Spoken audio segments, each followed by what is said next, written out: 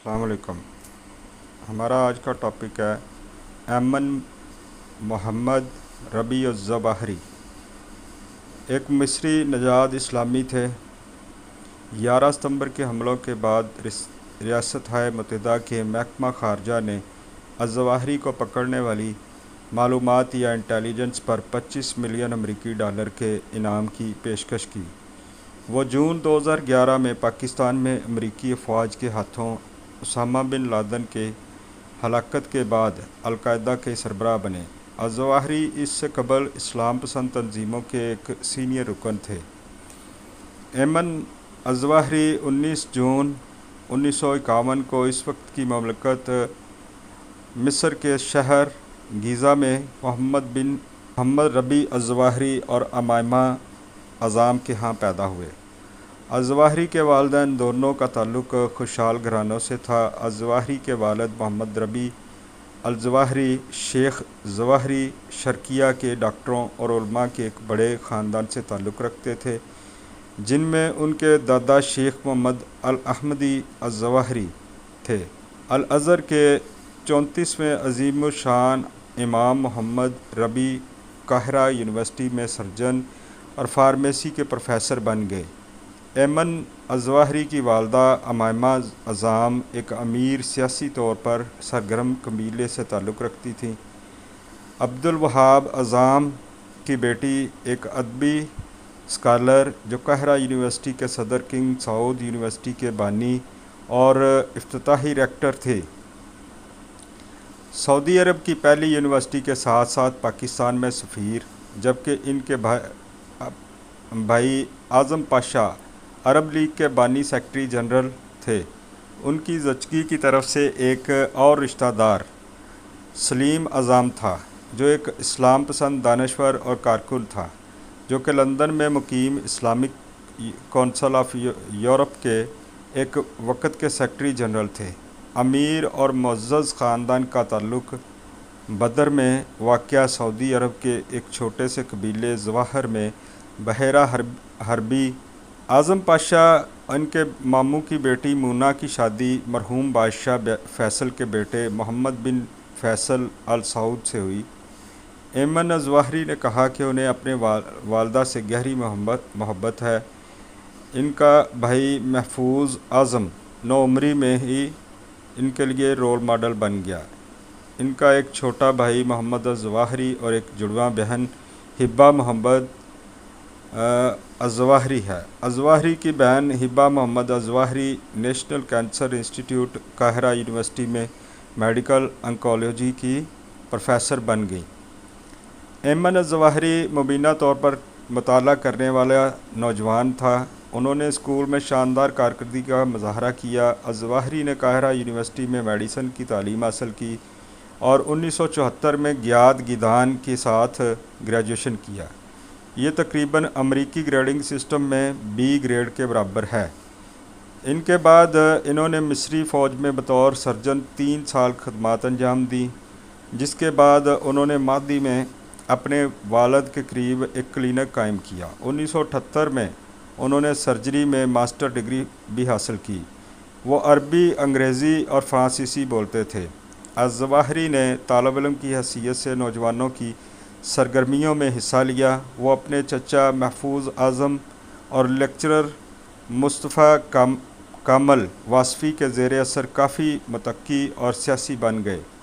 सैयद कुतुब ने तबलीग की कि इस्लाम को बहाल करने और मुसलमानों को आज़ाद करने के लिए सच्चे मुसलमानों का एक ऐसा हर अव्वल दस्ता तैयार करना होगा जो ख़ुद को नबी सल्लल्लाहु अलैहि वसल्लम के असल सहाबा के बाद बनाएं। ऐमन ज़वाहिरी इस्लामी अलहियात और इस्लामी तारीख़ पर कुतुब के मानिकी नज़रियात से मुतासर थे। ऐमन ज़वाहिरी की कम अज़ कम 4 शादियाँ हैं। इनकी बीवियों में अज़ा अहमद नवारी और अमाइमा हसन शामिल हैं। 1978 में ज़वाहिरी ने अपनी पहली बीवी अज़ा अहमद नवारी से शादी की, जो काहिरा यूनिवर्सिटी में फ़लसफ़ा पढ़ रही थी।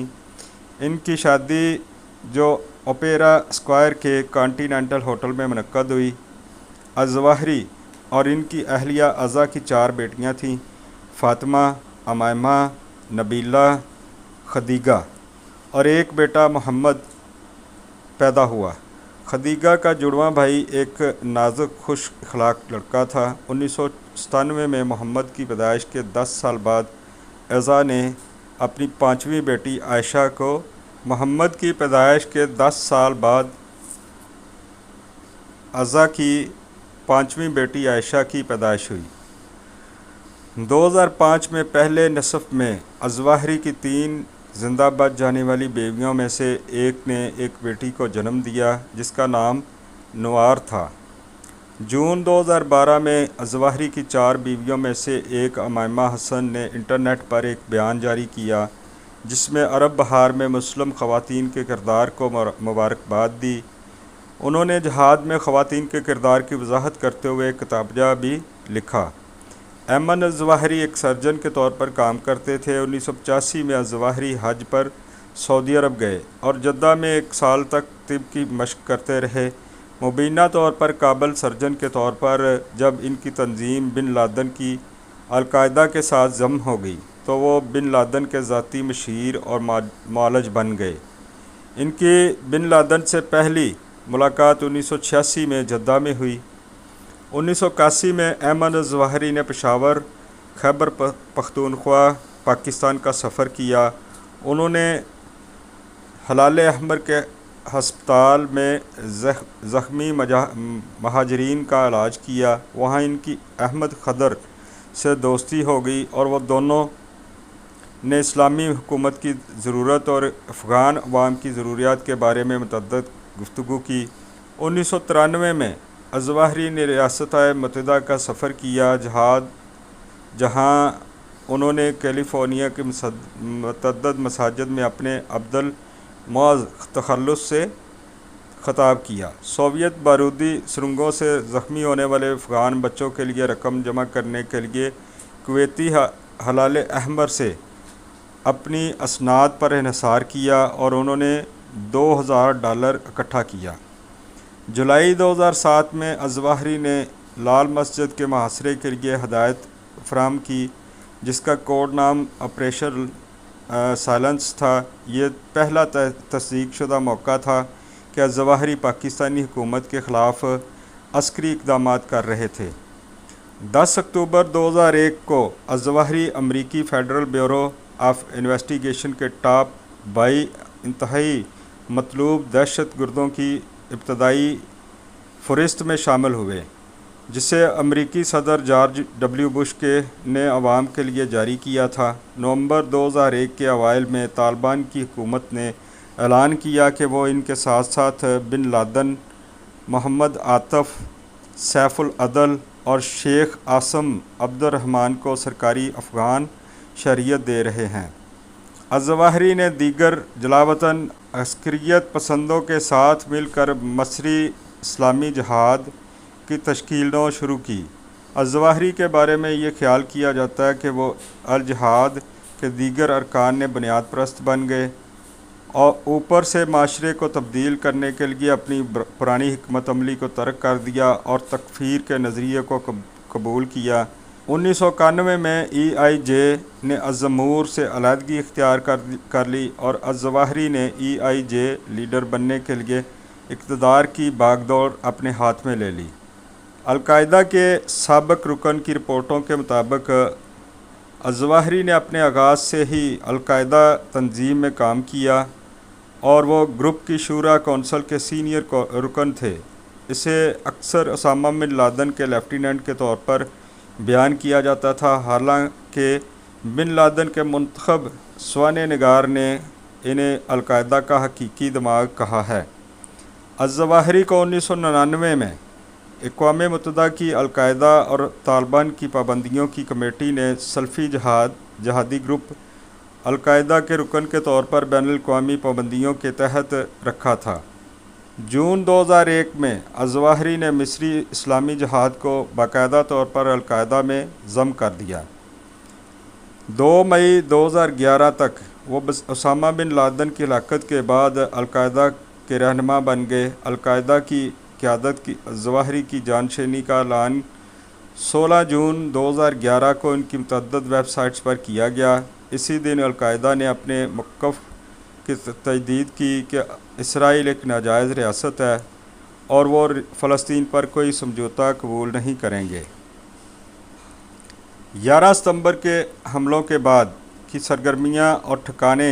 दिसंबर 2001 में अज़वाहिरी ने एक किताब शाया की जिसका उन्वान था फरसान तय रायत अन-नबी, नाइट्स अंडर द पैगंबर के बैनर से में, जिसमें अलकायदा के नज़रियात का खाका पेश किया गया। इस किताब के अंग्रेज़ी तराजम शाया हुए इक़्तिबासात ऑनलाइन दस्तयाब हैं। दूसरी ताकत का इन्हिसार सिर्फ़ खुदा पर है। फिर इसने वसी मकबूलियत और दीगर जिहादी तहरीकों के साथ पूरी इस्लामी कौम के इत्तेहाद पर शुमाल में चेचनिया से लेकर जनूब में सोमालिया तक और मशरक़ से मशरक़ी तुर्कस्तान से लेकर मगरब में मराकश तक ये आलमी कुफर के गैंग लीडरों अमेरिका, रूस और इसराइल से बदला लेना चाहता है। ये शहदा के खून की कीमत, माओं के गम, महरूम यतीमों, मुसीबत ज़दा कैदियों और इन लोगों के अज़ाबों का मुतालबा करता है जो मशरक़ में तुर्कस्तान से लेकर अंदलस तक इस्लामी सरज़मीन में हर जगह अज़ियत का शिकार हैं। जून 2013 में अज़वाहिरी ने शाम में कायम जबहत अल-नसरा के साथ इस्लामिक स्टेट ऑफ इराक के इंज़माम के ख़िलाफ़ सालसी की, जैसे कि अबू बकर अल-बगदादी ने अप्रैल में ऐलान किया था। अल-नसरा फ्रंट के रहनुमा अबू मोहम्मद अल-जोलानी ने ग्रुप की अलकायदा और अज़वाहिरी से वफ़ादारी की तस्दीक की। अज़वाहिरी ने कहा कि मुसलमानों को हर वक्त इस्लाम और एक दूसरे के साथ वफ़ादार रहना चाहिए, जबकि हर चीज़ और इस्लाम से बाहर हर चीज़ से नफ़रत करना या इनसे ग्रेज़ करना चाहिए। सनफ़ी अलहदगी और इस्लाम। अज़वाहिरी ने अप्रैल 2008 के एक इंटरव्यू में कहा कि इस ग्रुप में ख़वातीन जंगजू नहीं हैं और ये कि एक औरत का किरदार सिर्फ़ अलकायदा के जंगजुओं के घरों और बच्चों की देखभाल तक ही महदूद है। 31 जुलाई 2022 को अमरीकी ड्रोन हमले में अज़वाहिरी काबुल, अफ़गानिस्तान में एक घर पर मारे गए।